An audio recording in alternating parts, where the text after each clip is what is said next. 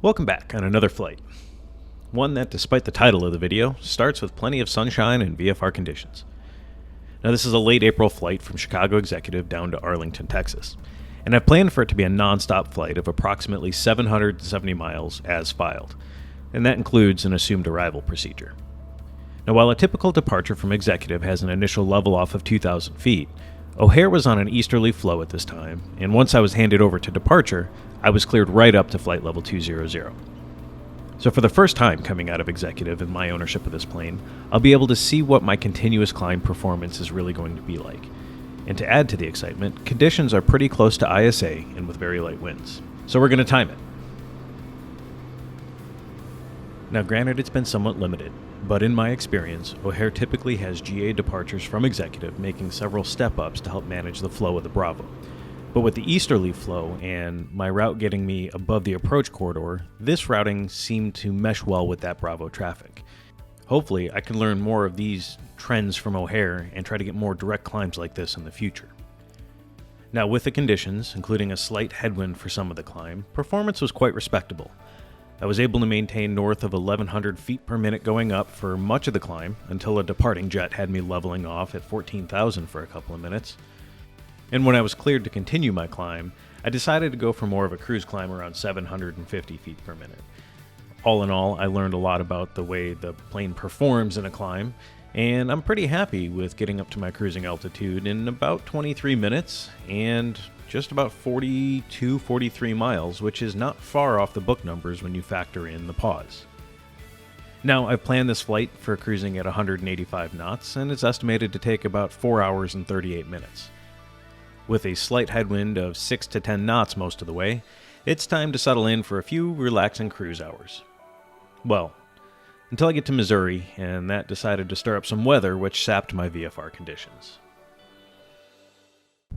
Because I had anticipated a relatively uneventful cruise, I turned off the camera for a while. By the time I realized I would be getting a little bit of actual instrument time, I was already a couple of minutes into the clouds.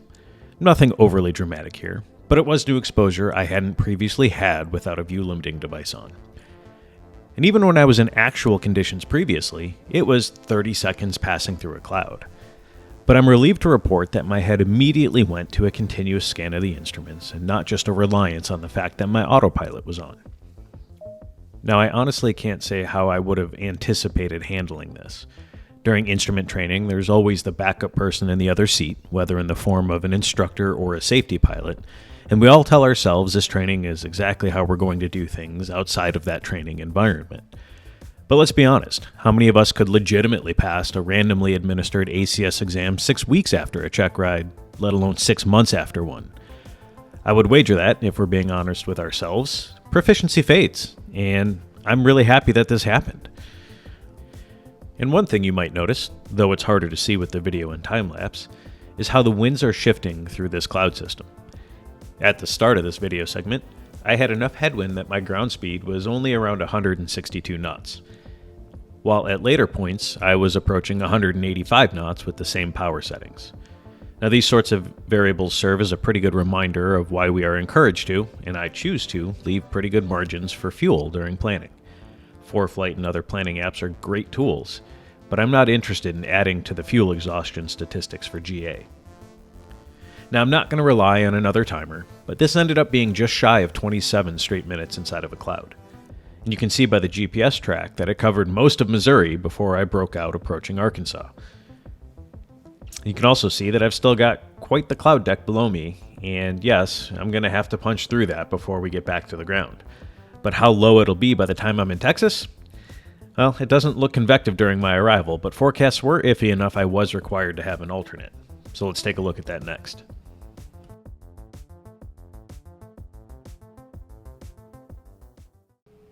This last segment of the flight is the arrival into the Dallas-Fort Worth area. And as we pick up here, I've already been stepped down to about 7,000 and given my expected arrival. Now, as I float across the cloud deck here, I get a really good perspective on why VFR traffic is kept away from clouds. It feels like I'm surfing right on top of them, and I think to myself more than a few times how I would react to seeing another plane come up through those clouds. It's something of a surreal feeling to have this view. Now, it's also one of the first times I'm going to be on approach to an airport with the potential of being actual IMC to some unknown to me altitude solo. Now, in the end, I will end up breaking out into what is easily a VFR ceiling and get to cruise down to Arlington with no drama whatsoever. But the moments of uncertainty on this flight are a great lesson in what it means to fly single pilot IFR. And there are several key takeaways for me from this flight. 1. I didn't exceed any of my personal minimums, which I do have written down. 2. I was able to confirm that I set my personal minimums at a reasonable level for my current skill set. And 3. While 5-hour-plus legs are well within the capability of the plane, this is something that's at the edge of my bladder capability and is not something I would ever subject a passenger to. Now, my total flight duration ended up at around 4 hours and 26 minutes. Not only is that faster than my flight planning anticipated by around 12 to 15 minutes, but it's also faster when I compare it to a commercial flight.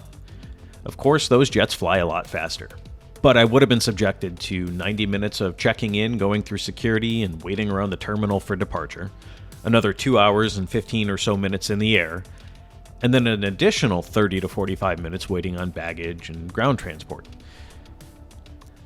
I am also quite literally landing at my actual destination, as the purpose of this trip was to attend a recurrent training session being held at the Arlington airport.